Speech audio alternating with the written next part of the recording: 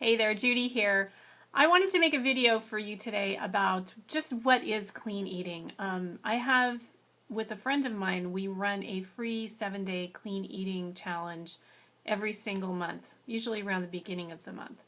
And I just realized that we didn't define what exactly is clean eating. So let me explain to you how I think of it. Basically, it's a term that I learned probably about 4 or 5 years ago when I was trying to revamp my own diet. And basically, what it means is that you're eating closer to nature than you normally do, and you're limiting processed foods. So basically, you're going back to where your grandparents ate, with cooking your meals and not getting things out of a box. Now, not everything in a box is bad. I'll get to that in just a little bit. The good thing about clean eating and a clean eating nutrition plan is that it doesn't eliminate any food groups.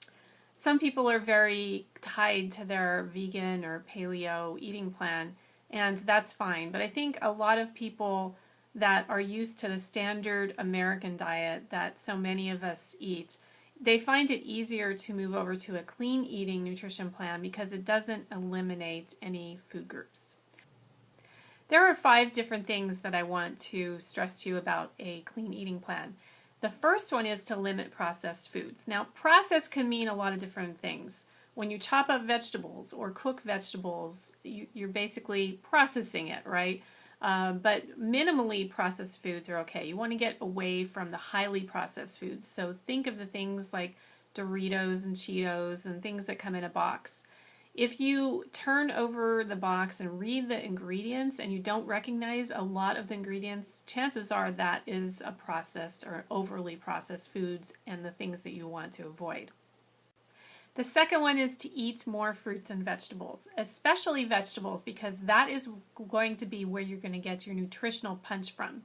So think of it as if you go to a designer outlet and they have an incredible sale on. So you're getting these great clothes for great prices. Basically, with vegetables, you're getting a lot of great nutrition for very little calories. So it's a great sale. You can think of it that way. Fruits are also good. You want to watch the sugar content just a little bit. It's, the good thing about the sugar in fruit is that it's combined with fiber, so your body can process it a lot better. But again, it's something that you want to have in your diet, have a lot of, but not as much as vegetables. The third thing is to move towards healthier fats, away from things like butter or lard or anything that you use in your cooking, and move towards things like olive oil. I absolutely adore coconut oil. I just love it.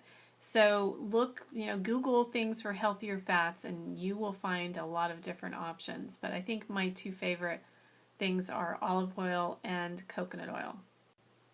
The fourth thing is to move towards more whole grains. So when you go out and you buy a loaf of bread and it says wheat on it, don't be fooled. That is not a whole grain. You want to look for whole grain or whole wheat and look for those things.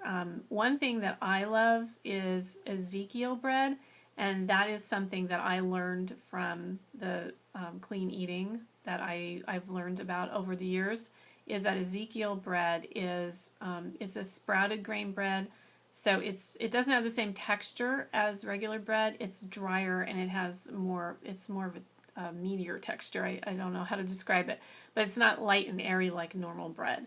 So it's something that you sort of have to get used to. It's an acquired taste, and I love it toasted. It's really great toasted. So again, move towards more whole grains. The final thing is to eat less meat.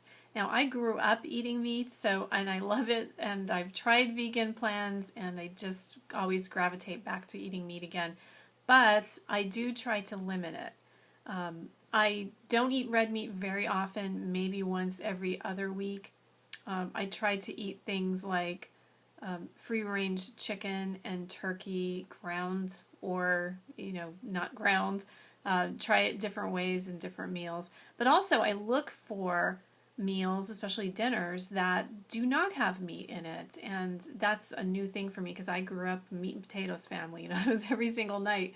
But there are some things that you can find out there that are really delicious. So experiment, look for different ways. And again, I'll put a plug in for our healthy eating group. It's free.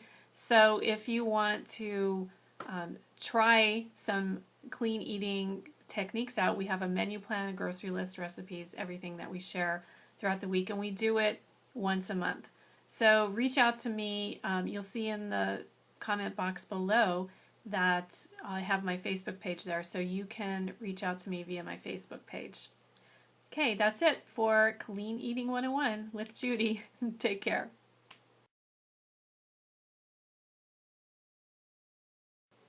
I almost forgot. I have one last tip for you. If you want to learn more about clean eating, you can do it the way I did it, and that is through Tosca Reno. That's her right there. Her books on clean eating. This one is the Eat Clean Diet book, and there's lots of recipes and substitutions, things in here that you can learn. So these are great books. There's also a clean eating magazine out there, so look for those and you can learn more.